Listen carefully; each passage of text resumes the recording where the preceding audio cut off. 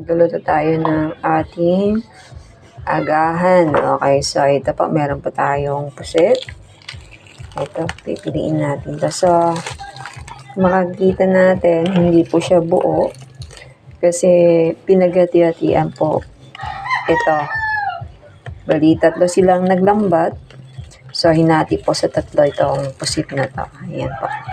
So, ito yung pinili ni Seo, yung ulo. Kasi marami daw pong eto, galamay. Mas marami daw po siyang makain dito. Okay, so medyo tumigas po at kailangan pa nating i-defrost. Ito yung danggit. So, pipili lang po tayo dito ng ating uulamin ngayong agahan. Okay, danggit. Ayan. Ito yung tinatawag nilang bangkidan. Mataba po ito. Ayan. Piliin pa natin yung bangkidan. So, tumigas na po siya sa iyan. By the way, nilagyan pa natin to ng asin para kahit na matambay po siya ng ilang araw o matambay sa yelo ay may lasa pa naman po. Okay, so ito yung isang dilawan na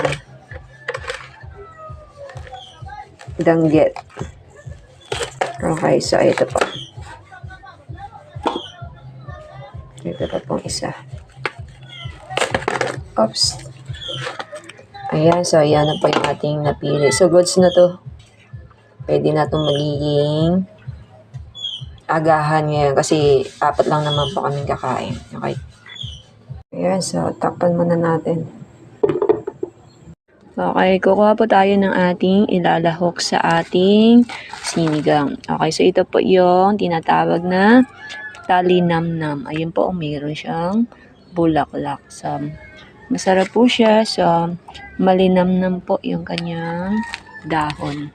So, pipili lang po tayo dito.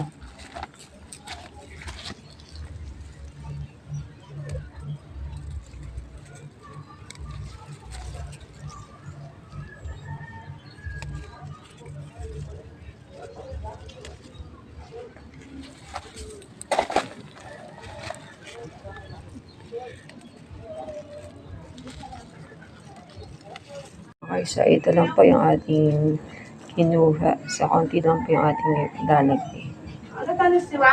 Ito, dadagdagan natin ng malunggay. Okay, so ready na ang ating gulay at parang